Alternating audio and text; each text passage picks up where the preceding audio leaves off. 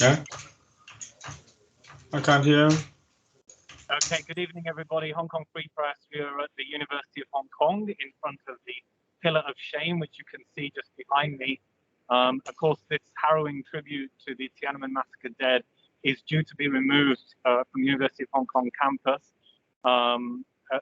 in conjunction, I guess, with the law firm Mayer Brown, who have told the Alliance that it needs to go. And of course, Danish sculptor Jens Galschiøt, who is with me today, is seeking to assert his ownership over this statue and perhaps rescue it from the dumpster or whatever HKU intends to do with it.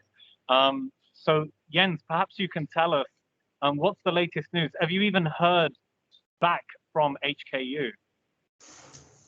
No, not yet. I've just talked with my lawyer, and the lawyer says he has heard nothing from Mayor Brown yet, and university.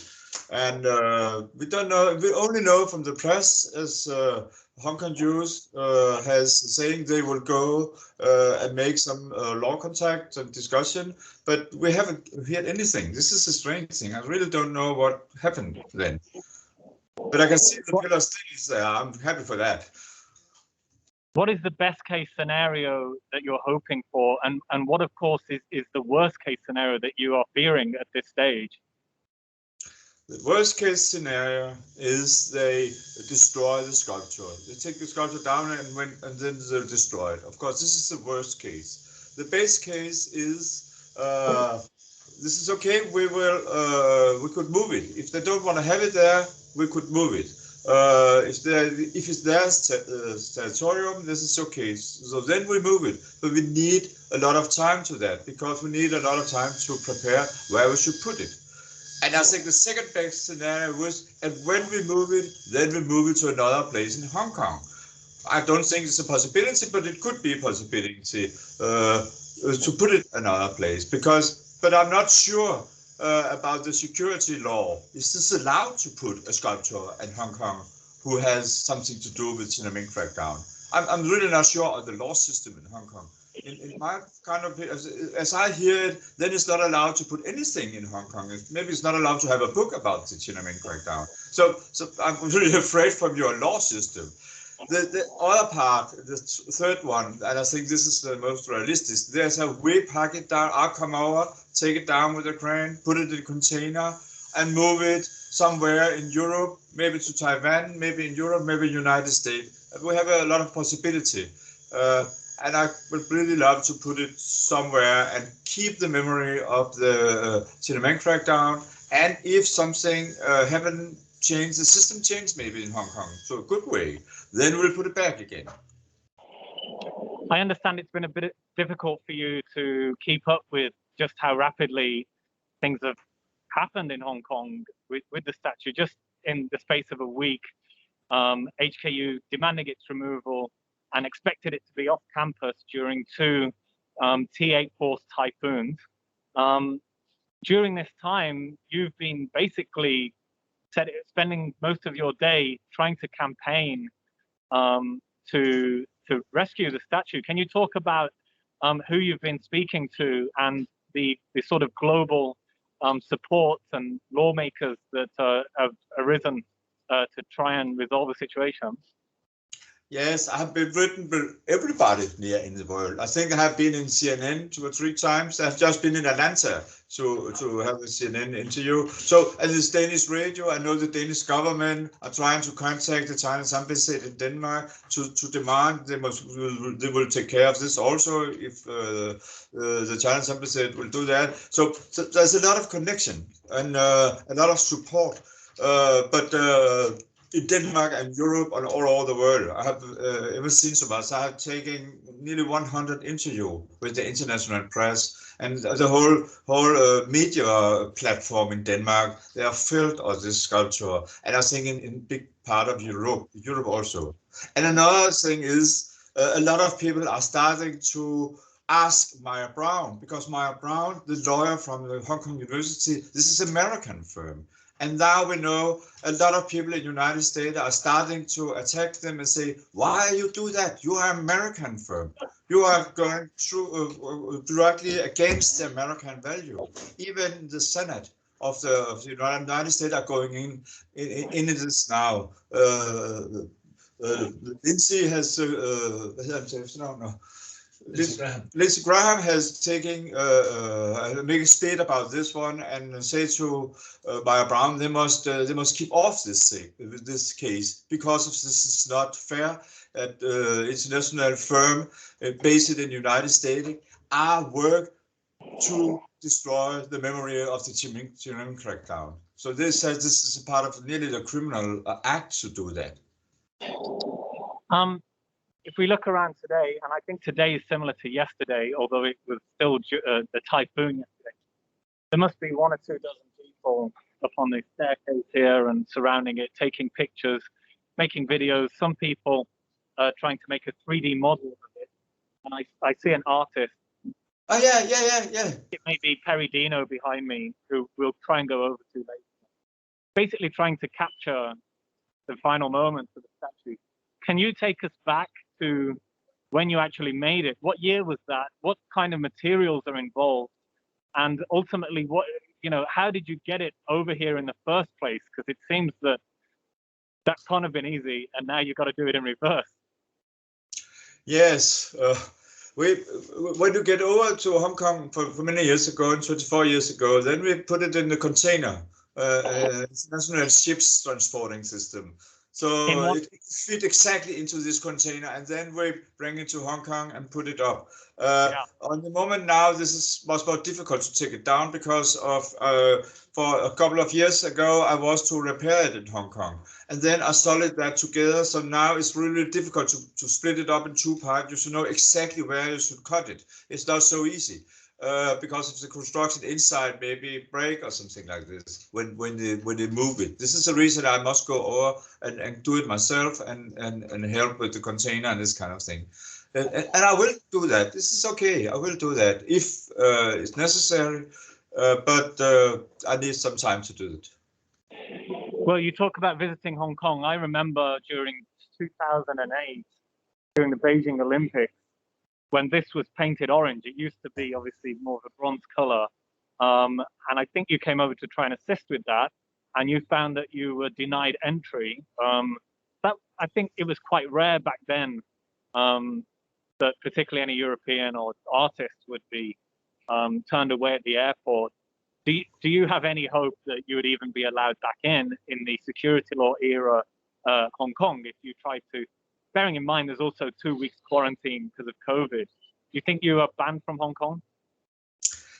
On the moment, the last time I go in, and 2 times they have spelled me to go in. So it's difficult to know what it is. The problem for me is we are not able in Europe to apply to go there and make a guarantee to go there. The only way you can do it as a European, because normally we have free entrance in Hong Kong, and Hong Kong people have free entrance in Europe. So this is the agreement. But when you come to Hong Kong airport, then you could deny you of some reason. It's really, really difficult to know this system. So, but I think if we come over to take the pillar of shame down, then it will be completely crazy to deny me the entrance. But of course, I have some people with me. If something happened, then they could take over and maybe go in and help me there. I have some experts here also in my workshop who know a lot of this one. But they don't know exactly how the construction is, but I think they can do it. But I think we need some Danish people who come over to take it down. It's not possible for the Hong Kong people to take it down. I see. Well, it's a bit difficult to move around whilst hearing you because you've got a bit of trouble with sound. But Perry Dino, maybe you can see Jens. See here. He's another artist. Yeah. Oh, it's nice. Yeah. Thank you. Maybe you can give him away. Yeah. Perry, why are you capturing this right now? This sculpture maybe disappear in Hong Kong. I want to record it in Hong Kong U because the Hong Kong people never know what happened. Some things will disappear suddenly, including my painting. Today, I'm facing some problem because a lot of security on flyover look at me. I start my painting 2:30, 2:45. Until now is 3 o'clock already, just like that. Do you think they will let Jens into Hong Kong if he comes to try it out? Never know. I'm just doing myself and just try my best. Oh. Thank you, Perry. That's Perry Dino, Jens, another artist who we often see at protests, actually. He's painting your pillar now. Well, perhaps the canvas will survive when the statue won't. Yeah, thank you for the help. Thank you for doing that. I've tried to do it. You do it. He says thank you. Yeah. Somebody actually a few days ago put a small statue in front of it. What's that? I think it's a pro-China supporter who says China. It says China has nothing to be ashamed of, and it's the China statue. No one has removed it, but we also see about a dozen other people around taking photos. Yeah, I think it's okay. The freedom of expression must be the same for all. Yeah. I wanted to mention, by the way. Oh, yes, he's the original artist. Sorry, Perry has just realized you're the original artist. Hello, thank you for painting my sculpture. Thank you. That's really good. First time you doing this sculpture in dark red, now change to this color. What is the purpose to change this color? It's because of action we has in connection to the Olympic game, where we use the color orange color to make a signal about this is important to know all human rights not being respected inside China, and especially not in the connection with the Olympic game in 2008.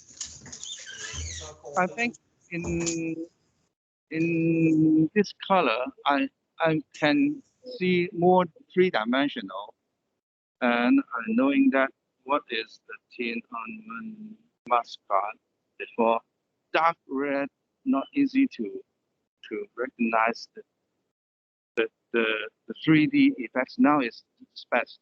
When I draw sunlight, very three-dimensional.